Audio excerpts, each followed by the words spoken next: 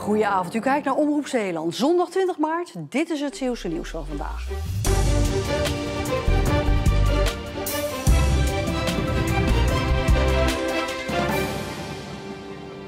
Op de markt in Middelburg vond vanmiddag een meet-and-greet plaats voor Oekraïense vluchtelingen.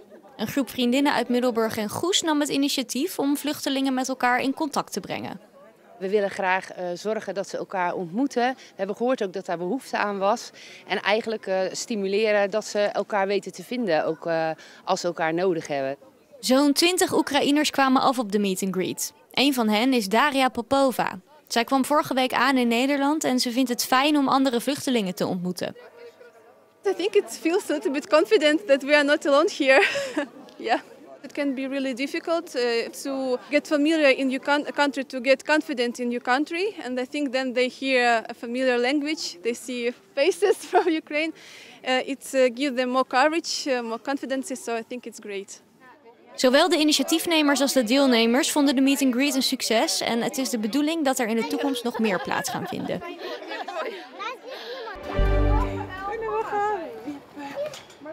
5 tot 7% van de kinderen heeft een taalontwikkelingsstoornis, een TOS. Het herkennen van een TOS is lastig. Nora's moeder kreeg verschillende signalen, maar vond het moeilijk om te accepteren dat er mogelijk meer aan de hand was. Je wil het niet horen. Als iemand tegen je zegt, ja, weet je, bij onze oudste was het zo van, werd het eigenlijk al gesignaleerd op de kinderopvang. Dan heb je al eens een gesprekje, ja, ze zingt eigenlijk niet mee. Ja, dat vind je toch rot om te horen als ouder van, ja, er is wat mee, maar eigenlijk wil ik het niet zien. Kinderen met een vermoeden van of een taalontwikkelingsstoornis, die brabbelen al minder, maken minder woorden. Met 1,5 jaar hoort een kind al echt woordjes te zeggen, hoort 2 woordzinnetjes te gaan maken. En dat doen de kinderen die op de behandelgroepen zitten meestal niet. Doe hem samen. Hek! Al 15 jaar lang krijgen kinderen met een TOS bij ouders de begeleiding die ze nodig hebben. De ouders van Nora zijn dolblij met de vooruitgang van hun dochter. Nora is veel vrolijker en veel opener. Ze gaat wat meer woordjes zeggen. Ja, dat is gewoon heel fijn om te zien dat het echt baat heeft en zin heeft, die intensieve begeleiding. Na ruim 2 jaar wachten was het eindelijk zover. De eerste editie van de 60 van Walcheren. Geen marathon, maar een ultraloop. Er was behoefte in de atletiekwereld om langere afstand te lopen. Mensen zoeken ook steeds meer de uitdaging van de langere afstanden. Dus we dachten, in Zeeland hebben we hem nog niet, dus dan gaan we hem organiseren. Naar de wedstrijd dan. Daar deden in totaal 200 deelnemers aan mee om uiteenlopende redenen. Je hebt altijd van die mensen die een beetje raar zijn en daar hoor ik bij. Dus, ik weet hoe zwaar een marathon is. Ja, dit is dan nog 23 kilometer meer. En waar in Veren iedereen nog redelijk bij elkaar liep, was dat in Vlissingen al minder.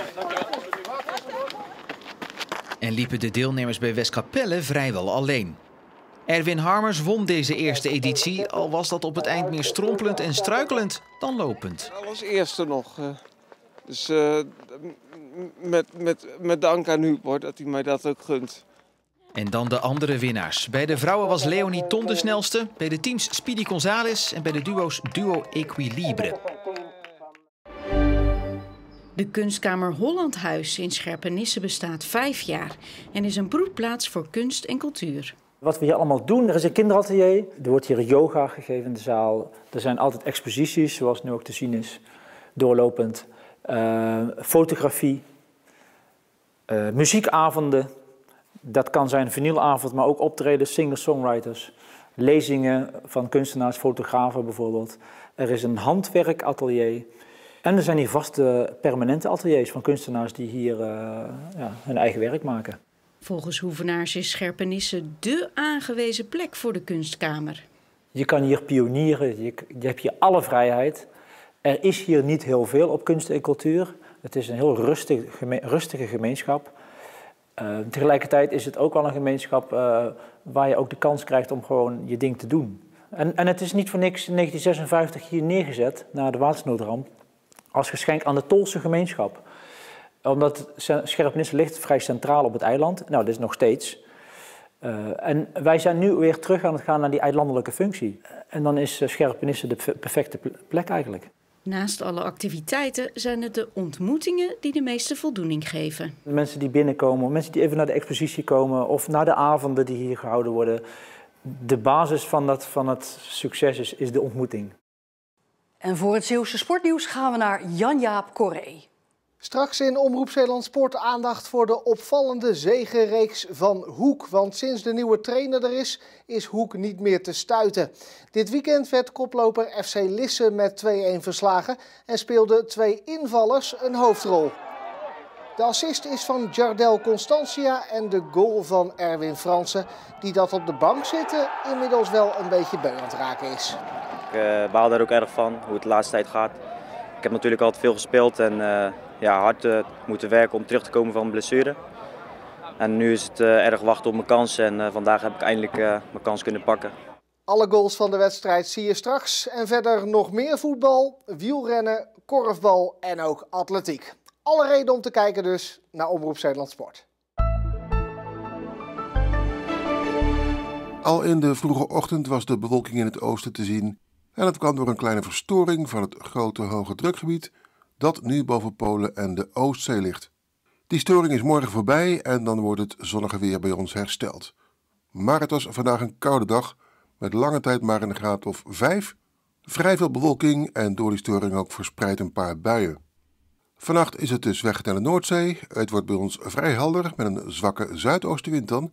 Minimumtemperaturen tussen 0 en +3. +3 uiteraard aan de waterkant.